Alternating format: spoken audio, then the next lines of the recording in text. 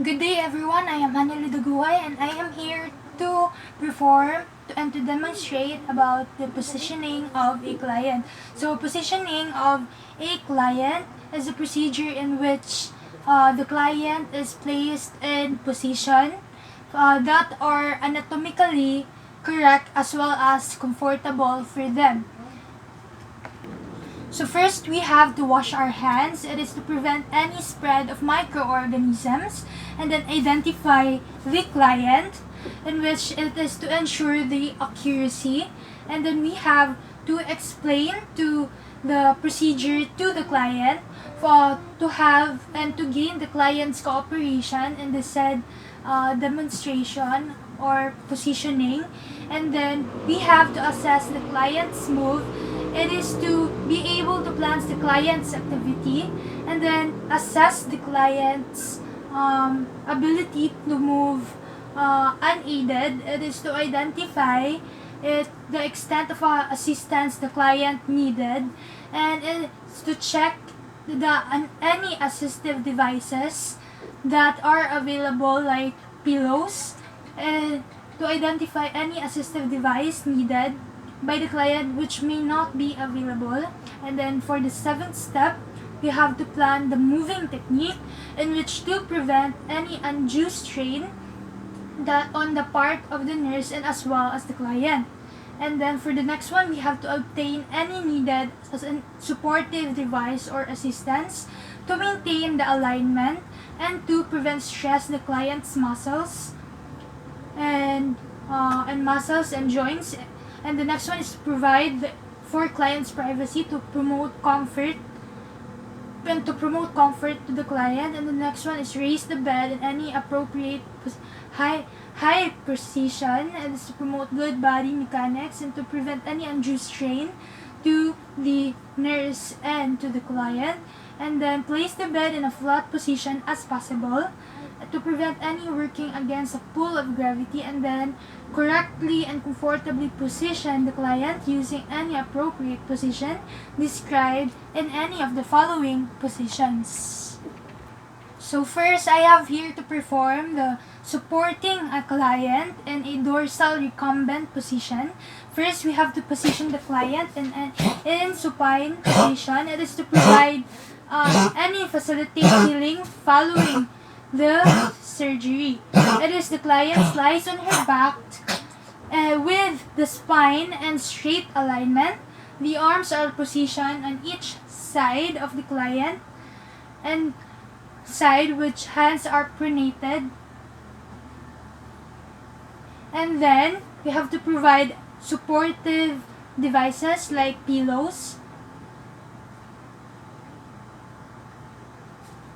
Place the pillow in any suitable thickness under the client's head as needed.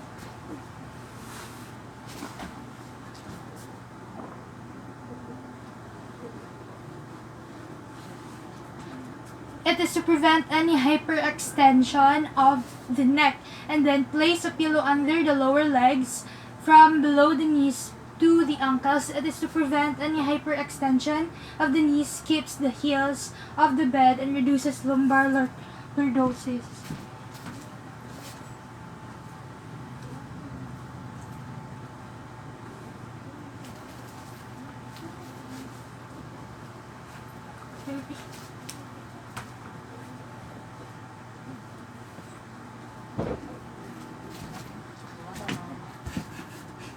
And then place a truncator rolls laterally against the femurs, and place rolled towel or small pillow under the lumbar, and then put a footboard or a rolled pillow on the bed to support the feet if you have a footboard.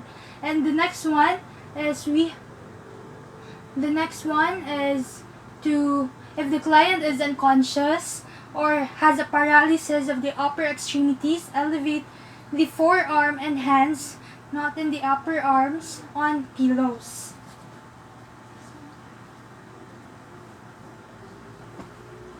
And then to promote comfort and prevent edema, pillows are not placed in the upper arms, so to prevent comfort and shoulder flexion.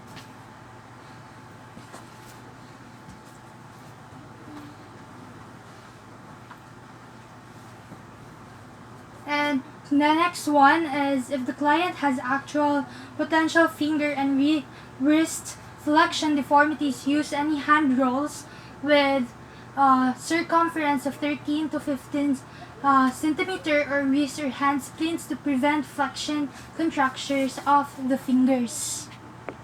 Now I am going to demonstrate a supporting client in the prone position.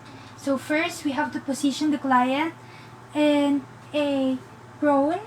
The client lies on his or her abdomen with the head turned to one side, and then the hips are not flexed. It is to promote a drainage from the mouth to prevent flexion contractures of the hips and the knees. Second, we have to provide supportive devices like pillows. Place a small pillow under the head, aligning the head with the trunk if drainage from the mouth is encouraged. Omit the pillow entirely. Avoided placing the pillow under the shoulders. It's to prevent the flexion of the neck laterally and to reduce injuries of lumbar lordosis.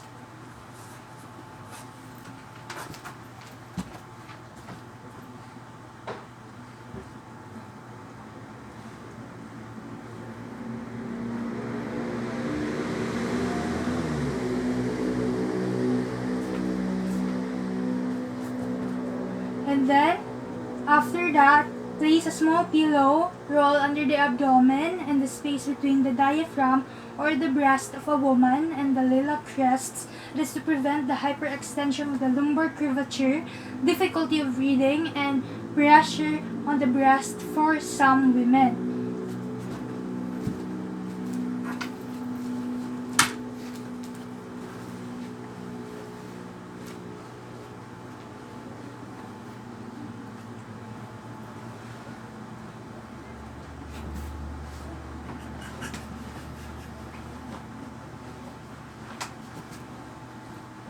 Then after that, we have to place a pillow under the lower legs from below the knees and just above the ankles, or position the client on the bed so that the feet are extended in a normal anatomic position over the lower edge of the mattress. It is to raise the toes of the bed surface and reduce the plantar flexion and excessive pressure on the patella and to prevent pressure on the toes.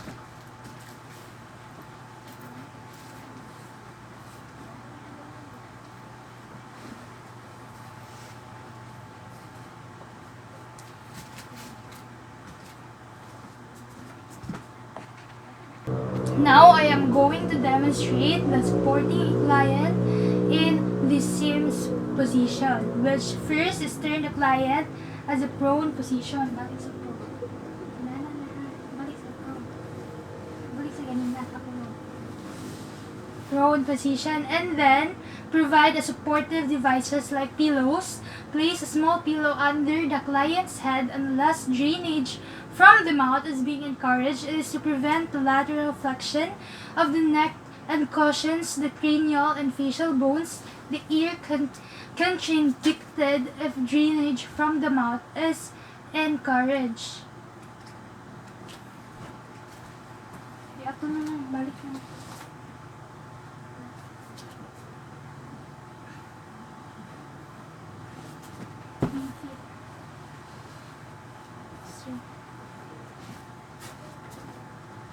And then, after that, position the upper shoulder so that it is abducted slightly. The body, shoulder, and elbow are flexed.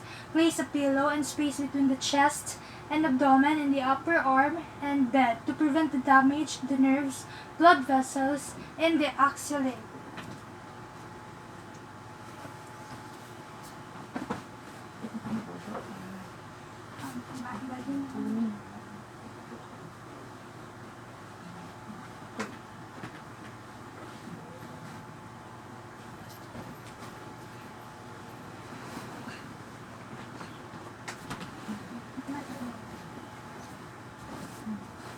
And then after that, place a pillow in the space between the abdomen and pelvis and upper thigh and bed to prevent internal shoulder rotation and adduction of the hip and reduce the lumbar lordosis. After that, ensure that the two shoulders are aligned then the same plane as the two hips. If they are not, pull the other one shoulder hip forward, backward until all four joints are aligned in same plane.